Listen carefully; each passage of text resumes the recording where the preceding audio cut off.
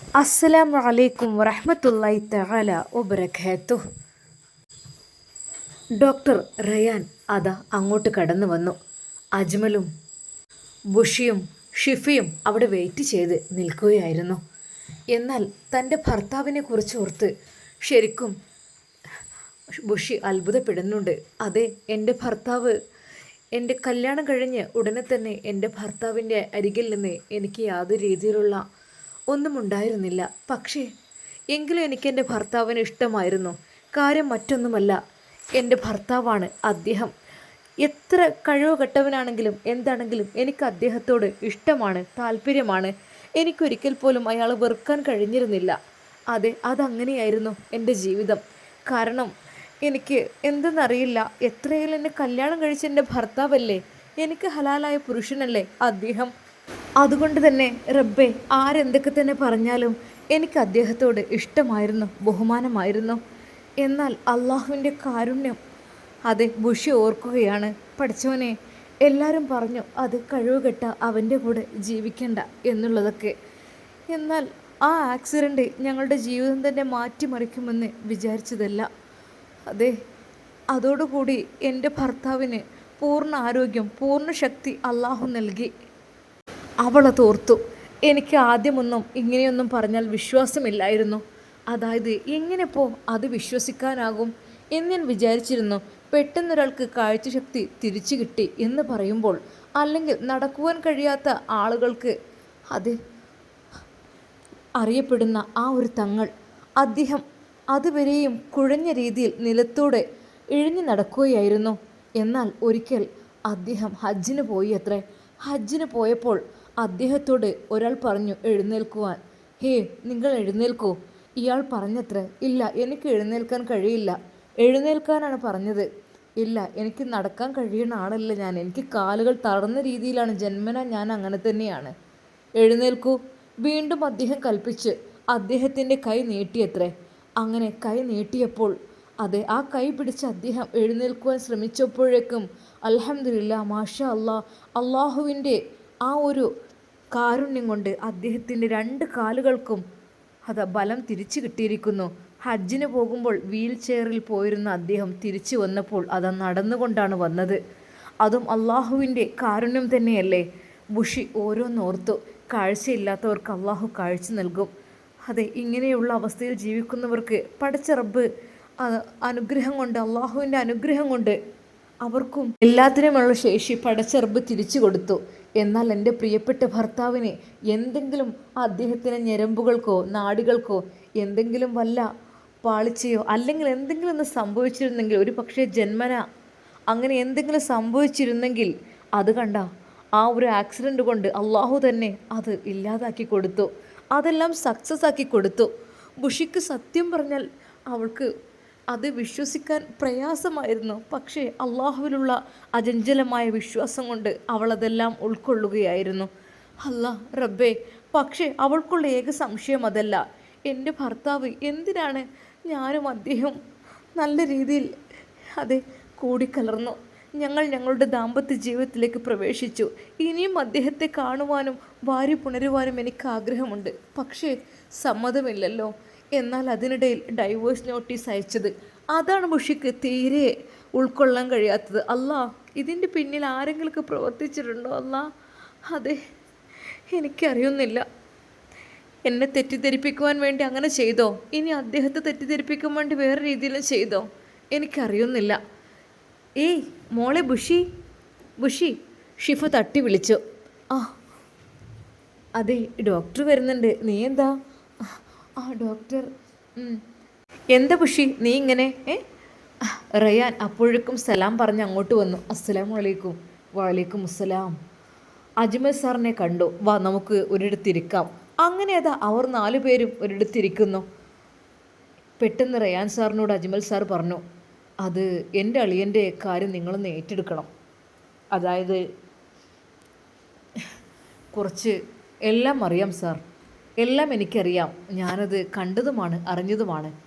പക്ഷേ എന്ത് ചെയ്യാൻ, ശക്തമായ സെക്യൂരിറ്റി കാര്യങ്ങൾ, പിന്നെ ഹോസ്പിറ്റൽ അത് എൻ്റേതിൽ കൂടിയല്ല, അതിൻ്റേതായ രീതിയിലാണ് ഞങ്ങൾക്ക് വിചാരിച്ച രീതിയിൽ അങ്ങോട്ട് കടക്കാൻ കഴിയാതിരുന്നത്.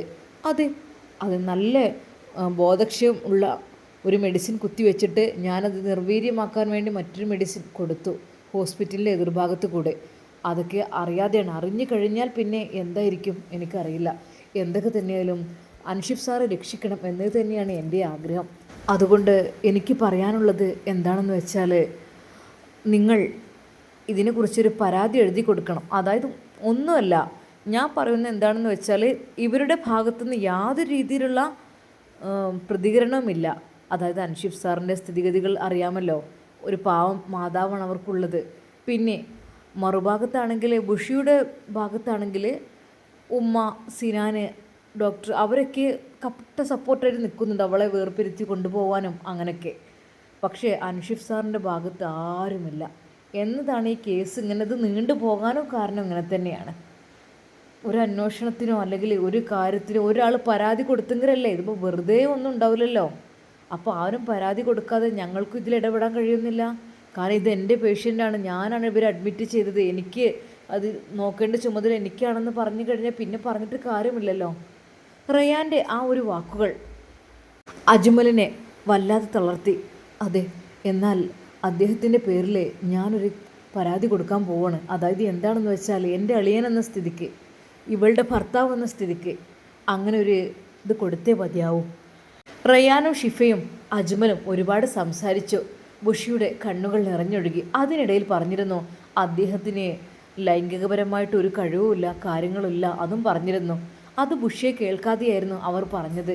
അതുകൊണ്ടാണ് അവനിൽ നിന്ന് വേർപിരിച്ച് കൊണ്ടുപോകുന്നത്, അതും പറഞ്ഞ് കേട്ടിരുന്നു. എന്താണ് സത്യമെന്ന് എന്നൊന്നും എനിക്ക് അറിയുന്നില്ല. ബുഷിയെ നമുക്കൊന്ന് വിളിപ്പിക്കാം. ബുഷി ഇവിടെ വരുമോളെ. എന്നാൽ ഷിഫ ചോദിക്കുന്നു, ബുഷി ഞാൻ ഒരു കാര്യം ചോദിക്കട്ടെ, നീയും അവനുമായി എന്തെങ്കിലും ബന്ധം ഉണ്ടായിരുന്നോ അതോ ഇല്ലായിരുന്നോ? എന്നാൽ അത് കേട്ടപ്പോൾ ബുഷിക്ക് എന്ത് പറയണമെന്നായിപ്പോയി. കാരണം ഒരിക്കൽ പോലും അവളുടെ ഭർത്താവിനെ മോശക്കാരനാക്കി ചിത്രീകരിക്കാറില്ല. ആരോട് ഇതുവരെ ഒരു കുറ്റവും കുറവും പറഞ്ഞിട്ടുമില്ല. അതുകൊണ്ട് തന്നെ ആയിരിക്കും പടച്ചോന് അവളുടെ ആഗ്രഹം സാധിപ്പിച്ചു കൊടുത്തത്. അത് ഡോക്ടർ, എനിക്ക് എൻ്റെ ഭർത്താവ് ഓക്കെ ആണല്ലോ. പിന്നെ എന്താ അങ്ങനെയൊക്കെ ഓരോന്ന് പറയുന്നത്? അതെനിക്കറിയില്ല, എൻ്റെ ഭർത്താവ് ഓക്കെയാണ്, അത് മാത്രം ബുഷി പറഞ്ഞു. എന്തൊക്കെ തന്നെയായാലും അത് അജ്മലിൻ്റെ മനസ്സിൽ ഓരോ കാര്യങ്ങൾ ചിന്തിക്കുവാൻ വേണ്ടി തുടങ്ങുന്നു. എന്തായാലും ഒരു പരാതി കൊടുക്കണം, അന്വേഷണത്തിന് വിധേയനാക്കണം, അല്ലെങ്കിൽ പറ്റില്ല. അങ്ങനെയതാ അവർ അവിടെ നിന്ന് പിരിയുന്നു. ബുഷിയും അജ്മലും ബുഷി പറഞ്ഞു, എനിക്ക് അൻഷിഫ്കയെ കാണണം. മോളെ, ഹോസ്പിറ്റലിലേക്ക് എത്തി നോക്കിയപ്പോൾ അവിടെ കർശനമായ സെക്യൂരിറ്റി ആയിരുന്നു ഉണ്ടായിരുന്നത്.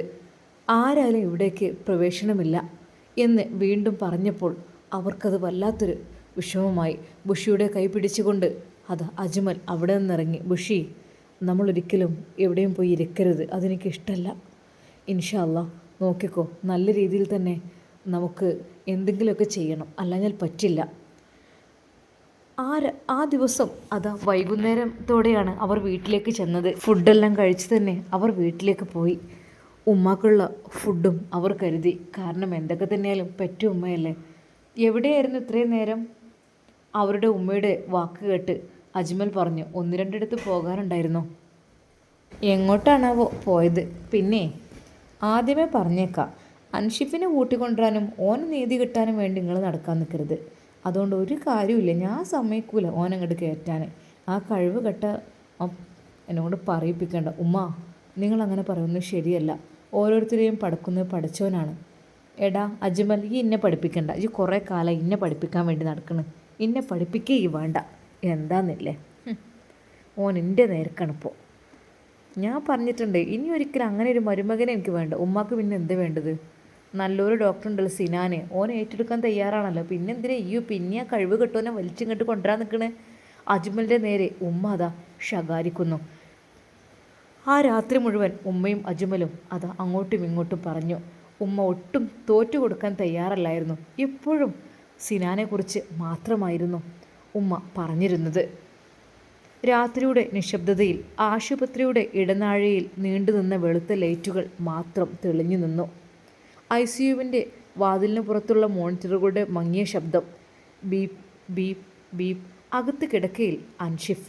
ഒരിക്കൽ ആത്മവിശ്വാസത്തോടെ രോഗികളെ ചികിത്സിച്ചിരുന്ന ഡോക്ടർ ഇപ്പോൾ സ്വന്തം ജീവൻ തന്നെ കൈവിട്ടു പോകുന്നതറിയാതെ പാതിമയക്കത്തിൽ കിടക്കുകയായിരുന്നു. അവൻ്റെ മുഖത്ത് ക്ഷീണം, ചുണ്ടുകൾ വരണ്ടിരിക്കുന്നു, കണ്ണുകൾ അടഞ്ഞിരുന്നെങ്കിലും നെറ്റിയിലൊരു വേദനയുടെ ചുളിവ്. അപ്പോഴാണ് ICUവിൻ്റെ വാതിൽ പതുക്കെ തുറന്നത്. അകത്തേക്ക് ഡോക്ടർ സിനാൻ പ്രവേശിച്ചു. അവൻ്റെ മുഖത്ത് ഒരു വിചിത്രമായ ശാന്തത. പക്ഷേ ആ ശാന്തതക്കുള്ളിൽ ഒളിഞ്ഞിരിക്കുന്നത് മറ്റൊന്നായിരുന്നു: ചതി. അവൻ അൻഷിഫിൻ്റെ കിടക്കരികിലെത്തി കുറച്ചുനേരം അവനെ നോക്കി നിന്നു. പിന്നെ പതുക്കെ പറഞ്ഞു, ഡോക്ടർ അൻഷിഫ്. അൻഷിഫിൻ്റെ കണ്ണുകൾ ചെറുതായി തുറന്നു. അൻഷിഫ്, നിങ്ങൾക്കൊരു കാര്യം അറിയിക്കാനുണ്ട്. അൻഷിഫ് അവനെ നോക്കി. എന്താണ്? സിനാൻ കയ്യിലുണ്ടായിരുന്ന ഒരു ഫയൽ ഉയർത്തിക്കാട്ടി. ഇത് നിങ്ങളുടെ ഭാര്യ ബുഷ്ര നിങ്ങളെ വിട്ടുപോയി. അൻഷിഫിൻ്റെ കണ്ണുകൾ പെട്ടെന്ന് തുറന്നു. എന്ത്? അവൾ ഡൈവോഴ്സ് നോട്ടീസ് അയച്ചിട്ടുണ്ട്. ഒരു നിമിഷം ICUവിലെ ശബ്ദങ്ങൾ പോലും അൻഷിഫിന് അകന്നു പോകുന്ന പോലെ തോന്നി. അൻഷിഫ്, ബുഷ്ര? എൻ്റെ ബുഷി? അതെ, നിന്റെ ഭാര്യയല്ലേ ബുഷ്ര? അതെ. ഇല്ല, ഒരിക്കലും അവളത് ചെയ്യില്ല. അൻഷിഫ് തല കുലുക്കി. അൻഷിഫ് പറഞ്ഞു, എൻ്റെ ബുഷി അങ്ങനെ ചെയ്യില്ല. സിനാൻ ഫയൽ തുറന്നു. സ്വന്തം കണ്ണുകൊണ്ട് വായിച്ചു നോക്ക്. അൻഷിഫ് വിറിയുന്ന കൈ നീട്ടി. പക്ഷേ കൈക്ക് ശക്തിയില്ലായിരുന്നു. ഫയൽ പിടിക്കാൻ പോലും അവന് കഴിയുന്നില്ല. കാരണം അങ്ങനെയുള്ള മെഡിസിൻസ് അല്ലേ കയറ്റുന്നത്. സിനാൻ തന്നെയാണ് പേപ്പർ അവൻ്റെ മുന്നിലേക്ക് നീട്ടിയത്. അവിടെ ബുഷറയുടെ പേരിൽ എഴുതിയ വാക്കുകൾ അൻഷിഫ് വായിക്കുവാൻ ശ്രമിച്ചു. ഓരോ വരിയും ഹൃദയത്തിൽ കുത്തിയിറക്കുന്നത് പോലെ. കഴിവ് കെട്ടവനായ എൻ്റെ ഭർത്താവ് ഡോക്ടർ അൻഷിഫുമായുള്ള ജീവിതം എനിക്ക് മതിയായി. അൻഷിഫിൻ്റെ കണ്ണുകൾ നിറഞ്ഞു. അവൻ വീണ്ടും വായിച്ചു. അവനെക്കൊണ്ട് എന്നെ തൃപ്തിപ്പെടുത്തുവാനും ഞങ്ങളുടെ ഭാവിയെക്കുറിച്ച് ഉറപ്പ് നൽകാനും കഴിയില്ല. അവൻ്റെ ശ്വാസം മുട്ടി. ഇനിയൊരിക്കലും അയാളുടെ കൂടെ ജീവിക്കാൻ എനിക്ക് താല്പര്യമില്ല. പേപ്പർ അവൻ്റെ കയ്യിൽ നിന്ന് താഴേക്ക് വീണു. അൻഷിഫ്, ഇത് ബുഷി എഴുതിയതല്ല. ഇതൊരിക്കലും ബുഷി എഴുതിയതല്ല. സിനാൻ മിണ്ടിയില്ല. എൻ്റെ ബുഷി അങ്ങനെ എഴുതില്ല. അവൻ്റെ ശബ്ദം വിറച്ചു. അവൾക്ക് എന്നോട് ദേഷ്യം വരാം, എന്നെ ശകാരിക്കാം, എന്നോട് സംസാരിക്കാതിരിക്കാം. പക്ഷേ അവൻ കണ്ണുകൾ അടച്ചു. എന്നെ ഇങ്ങനെ അപമാനിച്ച് അവൾ എഴുതില്ല. സിനാൻ ചിരിച്ചുകൊണ്ട് പറഞ്ഞു. അതെ, ഒരു അട്ടഹാസ ചിരി. നിങ്ങളുടെ കഴിവുകേട് സമ്മതിക്കാൻ നിങ്ങൾക്കിപ്പോഴും തയ്യാറായില്ലേ? ഡോക്ടർ അൻഷിഫിന് തയ്യാറല്ല അല്ലേ കഴിവുകേട് അംഗീകരിക്കാൻ? അൻഷിഫ് അവനെ നോക്കി. ആ നോട്ടത്തിൽ വേദനയുണ്ടായിരുന്നു, പക്ഷേ അതിനേക്കാൾ വലിയൊരു വിശ്വാസം. അൻഷിഫ്, നീ കള്ളം പറയുകയാണ്. അൻഷിഫ് പറയുന്നു. സിനാൻ്റെ മുഖം കടുപ്പമായി. എൻ്റെ ബുഷി എന്നെ വിട്ടു പോകില്ല. അവൾ എൻ്റെ കൂടെ ഉണ്ടാവും, എനിക്ക് ഉറപ്പാണ്. സിനാൻ കുറച്ചു നേരം മിണ്ടാതെ നിന്നു. പിന്നെ താഴ്ന്ന ശബ്ദത്തിൽ പറഞ്ഞു, നിങ്ങൾക്ക് എന്ത് തെളിവ് വേണം? അൻഷിഫ് മറുപടി പറഞ്ഞില്ല. അവൾ നിങ്ങളെ വേണ്ടെന്ന് പറഞ്ഞിരിക്കുന്നു. ഇല്ല, ഒരിക്കലുമില്ല. അവൾക്കങ്ങനെ പറയാൻ കഴിയില്ല. എൻ്റെ ബുഷി അത് പറയില്ല. അവൾക്ക് എന്നെ മറക്കാൻ കഴിയില്ല. അവൻ്റെ കണ്ണുകളിൽ പഴയ ഓർമ്മകൾ തെളിഞ്ഞു. അതെ, ബുഷി എൻ്റെ ജീവിതത്തിലേക്ക് കടന്നു വന്ന നിമിഷം, എൻ്റെ ഉമ്മ എനിക്ക് വേണ്ടി അവളെ കണ്ടുപിടിച്ച ആ നിമിഷം, ആ കല്യാണം, ആ ദിവസങ്ങൾ, അവൻ ആദ്യമായി അവളുടെ കൈ പിടിച്ച ദിവസം, അവൾ തല താഴ്ത്തി നിന്നത്, അവളുടെ കണ്ണുകളിലുണ്ടായിരുന്ന സ്നേഹം, അവളുടെ ശബ്ദം. എനിക്ക് നിങ്ങളെ നഷ്ടപ്പെടാൻ പേടിയാണ്. അൻഷിഫിൻ്റെ കണ്ണുകളിൽ നിന്ന് കണ്ണുനീരൊഴുകി. അവൾ എന്നോട് പറഞ്ഞിട്ടുണ്ട്, എന്ത് സംഭവിച്ചാലും എന്നെ വിട്ടു പോവില്ല എന്ന്. സിനാൻ അവനെ നോക്കി. അവൻ്റെ ഉള്ളിൽ ഒരു വിജയത്തിൻ്റെ വികാരം. പക്ഷേ അൻഷിഫിന് അറിയില്ലായിരുന്നു, അവൻ്റെ മുന്നിൽ കിടന്നിരുന്ന ആ രേഖ സത്യമായിരുന്നില്ല, അതൊരു ചതിയായിരുന്നു എന്ന്. ബുഷ്രയുടെ പേരിൽ സൃഷ്ടിച്ച ഒരു വ്യാജരേഖ, അവരുടെ ബന്ധം തകർക്കാനുള്ള ആദ്യത്തെ നീക്കം. അവളുടെ ആങ്ങള അജ്മൽ വന്ന എന്നെ അങ്ങ് വിഴുങ്ങെന്ന് വിചാരിച്ചതാണ്. അതിന് മുമ്പ് ഇവർ തമ്മിലുള്ള ഈ നോട്ടീസ് അങ്ങ് സെറ്റാക്കിയാലേ സംഭവം കഴിഞ്ഞു. എടാ, എന്തിനാടാ നീ ഇങ്ങനെ കിടന്ന് മോങ്ങുന്നത്? എന്തിനാണ് ആ പെണ്ണിനെ നീ വീണ്ടും മനസ്സിൽ വെച്ച്, നിന്നെ ഇഷ്ടമില്ലാത്തവരെ കൂടെ നീ വീണ്ടും ഇതിനെ ജീവിക്കുന്നത്? ഇല്ല, എൻ്റെ ബുഷി അങ്ങനെ ചെയ്യില്ല. എൻ്റെ ബുഷി അങ്ങനെ ചെയ്യില്ല. എനിക്കറിയാം, ഒരാളുടെ മുമ്പിലും അവൾ എന്നെ മാനം കെടുത്തില്ല. അതെ, തൻ്റെ പ്രിയപ്പെട്ട ബുഷിയെ മാത്രമായിരുന്നു അൻഷിഫിൻ്റെ മനസ്സിൽ അപ്പോഴും അവൻ ചിന്തിച്ചു കൊണ്ടിരുന്നത്. എൻ്റെ ബുഷി എൻ്റെ ബുഷി, എന്നെ കൈവിടല്ല പൊന്നെ, എനിക്ക് നീ ഇല്ലാതെ കഴിയില്ല, എൻ്റെ ബുഷി എന്നെ വിട്ടു പോവില്ല, അവൻ ഉറച്ചു പറയുകയാണ്. എന്നാൽ ക്രൂരമായ ചിരിയോടെ അതാ സിനാൻ പറയുന്നു, എടാ അൻഷിഫ്, നീ നിൻ്റെ ബുഷിയെയും കൊണ്ട് പരലോകത്തു നിന്ന് നീ കാണാം, ഒരിക്കലും ഇവിടെ കാണാൻ പറ്റൂല, മനസ്സിലായിക്കോ. എന്താന്നില്ലേ നീ വിചാരിച്ചതെന്താ? നിന്നെ അവൾ വല്ലാതെ സ്നേഹിക്കുന്നുണ്ടെന്ന്? ഒരിക്കലുമില്ല. കഴിവ് ഇല്ലാത്തവരാരെയും സ്നേഹിക്കോ? ഏതൊരു പെണ്ണുപ്പം ആഗ്രഹിക്കുന്ന എന്താണ്? അതെ, അവൻ്റെ തൻ്റെ ഭർത്താവിൻ്റെ കൂടെ സുഖസുന്ദരമായി ജീവിക്കണം എന്നുള്ളതാണ് എല്ലാവരും ആഗ്രഹിക്കുക, അല്ലാതെ അതിനപ്പുറത്തേക്കൊന്നല്ല. മനസ്സിലായല്ലോ? എന്നിട്ടാ നിന്നെയും ഓർത്തിരിക്കുന്നത് അവൾ. പോടാ. ICUവിൽ നിന്ന് പുറത്തിറങ്ങിയ സിനാൻ കുറച്ചു നേരം ഇടനാഴിയിൽ ഇരുന്നു. അവൻ്റെ മുഖത്തൊരു ചെറിയ ചിരി. അതെ, ഒന്നാമത്തെ കാര്യം കഴിഞ്ഞു. ഇനി അവരെ ഒരുമിപ്പിക്കാൻ ആരും ഉണ്ടാവില്ല. 2 പേർക്കും ഡൈവേഴ്സ് നോട്ടീസ് അയച്ചു. സിനാനുള്ളതും കാണിച്ചു കൊടുത്തു, അവൾക്കുള്ളതും കൊടുത്തു. അവൻ്റെ മനസ്സിൽ ഒരു പദ്ധതി, അൻഷിഫിനെയും ബുഷിയെയും വേർപ്പെടുത്തുക എന്നുള്ളത് മാത്രമായിരുന്നു. എന്തായാലും നോട്ടീസ് അയച്ച സ്ഥിതിക്ക് അവർ വേർപെട്ട് കഴിഞ്ഞു. അൻഷിഫിൻ്റെ മനസ്സിൽ ബുഷി തന്നെ എന്നെ ഒഴിവാക്കി, എന്നെ ഉപേക്ഷിച്ചു ഉള്ള വിശ്വാസം സൃഷ്ടിക്കുക ആദ്യം. അതാണ് വേണ്ടത്. അത് ഏറെക്കുറെ റെഡിയായി. പക്ഷെ അവന് ഉൾക്കൊള്ളാൻ കഴിയുന്നില്ല. അതിന് അവനെ മനസ്സിലാക്കി കൊടുക്കണം. പിന്നെ അവൻ്റെ ഓർമ്മകളെ തന്നെ ദുർബലമാക്കുക. അവൻ വീണ്ടും ICUവിലേക്ക് നോക്കി. അകത്ത് അൻഷിഫ് കണ്ണടച്ച് കിടക്കുകയായിരുന്നു. എന്നാൽ ഈ സമയം ദുഷ്ടനായ സിനാൻ മനസ്സിൽ പറയുന്നു, എടാ അൻഷിഫ്, നീ എന്നെ തടയുമെന്ന് കരുതുന്നുണ്ടോ? അൻഷിഫ്, നിനക്ക് ഓർമ്മയുണ്ടെങ്കിൽ മാത്രമേ നീ എന്നെ തിരിച്ചറിയൂ. ആ ഓർമ്മ തന്നെയാണ് ഞാൻ നിന്നിൽ നിന്ന് എടുത്തു കളയാൻ വേണ്ടി പോകുന്നത്. എന്നാൽ അതാ ബോധമില്ലാത്ത അവസ്ഥയിലാണെങ്കിലും അകത്ത് അൻഷിഫ് ഇപ്പോഴും കരയുകയായിരുന്നു. അവൻ തനിച്ചായിരുന്നു. ചുറ്റും യന്ത്രങ്ങൾ, മോണിറ്ററുകൾ, വെളുത്ത മതിലുകൾ. പക്ഷെ അവൻ്റെ മനസ്സിൽ മാത്രം ബുഷി, എൻ്റെ ബുഷി. ബുഷി, നീ എവിടെയാണ്? എന്നെ വിട്ടു പോയ ബുഷി. എന്നെ വിട്ടു പോകാൻ നിനക്ക് എങ്ങനെ കഴിഞ്ഞു ബുഷി? അവൻ്റെ ശബ്ദം തകർന്നു. ഇല്ല, നീ അങ്ങനെ ചെയ്യില്ല ബുഷി. നീ എൻ്റെ മുത്തല്ലേ, നീ അങ്ങനെ ചെയ്യില്ല. അവൻ കണ്ണുകൾ അടച്ചു. ബുഷിയുടെ മുഖം മനസ്സിൽ തെളിഞ്ഞു. അവൾ ചിരിക്കുന്നുണ്ട്, അവൾ അവനോട് സംസാരിക്കുന്നുണ്ട്, അവൾ കോപിക്കുന്നുണ്ട്, പിന്നെ അവനെ നോക്കി മൃദുവായി ചിരിക്കുന്നുണ്ട്. അത് ബുഷിയുടെ ആ ഒരു ശബ്ദം അവൻ്റെ മനസ്സിലേക്ക് കടന്നു വന്നു. ഇക്ക, എന്തൊക്കെ തന്നെ സംഭവിച്ചാലും ഞാൻ നിങ്ങളുടെ കൂടെ ഉണ്ടാകും.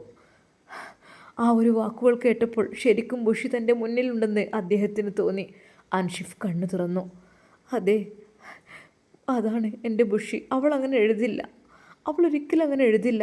അവൻ വീണ്ടും വീണ്ടും അതേ വാക്കുകൾ പറഞ്ഞു. എൻ്റെ ബുഷി അങ്ങനെ എഴുതില്ല. കുറച്ച് സമയത്തിന് ശേഷം സിനാൻ വീണ്ടും അകത്തേക്ക് വന്നു. അൻഷിഫ് അവനെ കണ്ടപ്പോൾ മുഖം തിരിച്ചു. ഇനിയും വിശ്വസിക്കുന്നില്ലേ നീ? അവൾ നിന്നെ വിട്ടുപോയത് ഇനിയും നീ വിശ്വസിക്കില്ലേ? ഇല്ല, ഞാൻ വിശ്വസിക്കില്ല. സിനാൻ അടുത്തേക്ക് വന്നു. എന്താടാ? നീ എന്നെ വിശ്വസിക്കണ്ട, പക്ഷേ പകരം ആ രേഖകളെ അത് വിശ്വസിക്കണം. എന്നെ വിശ്വസിക്കണ്ട, രേഖയെ വിശ്വസിച്ചാൽ മതിയല്ലോ. അൻഷിഫ് കണ്ണുകൾ തുറന്നു. അത് കള്ളമാണ്. അതെങ്ങനെ നിങ്ങൾക്കറിയാം? അൻഷിഫ് മറുപടി പറയാതെ അവനെ നോക്കി. കാരണം അവൻ്റെ ശ്വാസം ഭാരമായി. കാരണം അവൾ എന്നെ സ്നേഹിക്കുന്നു, അവൾ എന്നെ വിട്ടു പോവില്ല, അതെനിക്കറിയാം. അങ്ങനെയാണെങ്കിൽ കല്യാണം കഴിഞ്ഞ് ഇത്രയും ദിവസം അവൾ എൻ്റെ കൂടെ ജീവിക്കില്ല. പിന്നെ നിൻ്റെ ചതിയിൽപ്പെട്ടിട്ടാണ് അവളെ ഞാൻ ഉപദ്രവിച്ചത്, പാവൻ്റെ കുട്ടിയെ. നീയാണ് ചതിയൻ, നീ മാത്രം. സിനാൻ്റെ മുഖത്ത് കോപം തെളിഞ്ഞു. നിങ്ങളുടെ ആ വിശ്വാസമാണ് നിങ്ങളെ രക്ഷിക്കാത്തത്. അൻഷിഫ് ഒന്നും മനസ്സിലാക്കുന്നതിന് മുമ്പ് സിനാൻ തൻ്റെ അടുത്ത നീക്കം നടത്തി. അത് ഒരു അപകടകരമായ പ്രവൃത്തിയായിരുന്നു. അൻഷിഫിൻ്റെ ആരോഗ്യനിലയെ ദുരുപയോഗം ചെയ്ത് അവൻ്റെ ബോധത്തെയും ഓർമ്മകളെയും ബാധിക്കുന്ന വിധത്തിൽ മരുന്ന് നൽകാൻ സിനാൻ ശ്രമിച്ചു. രംഗം മുഴുവൻ അൻഷിഫിൻ്റെ മങ്ങിയ കാഴ്ചയിലൂടെയാണ് കാണുന്നത്. അവന് സിനാൻ്റെ മുഖം മാത്രം കാണാം. പിന്നെ മുറിയിലെ ലൈറ്റുകൾ മങ്ങുന്നത് പോലെ ശബ്ദങ്ങൾ അകന്നകന്നു പോകുന്നു. അൻഷിഫ് അതാ പറയുന്നു, നീ. അവൻ്റെ കണ്ണുകളിൽ ഭയം. നീ എന്താ ചെയ്യുന്നത്? സിനാൻ മറുപടി പറഞ്ഞില്ല. അൻഷിഫിൻ്റെ കണ്ണുകളിൽ നിന്ന് കണ്ണുനീരൊഴുകി. എൻ്റെ ബുഷിയെ നീ, എൻ്റെ ബുഷിയെ. വാക്കുകൾ പൂർത്തിയാക്കുന്നതിന് മുമ്പേ അവൻ്റെ ശബ്ദം മങ്ങി. ഓർമ്മകൾ മങ്ങിത്തുടങ്ങുന്നു.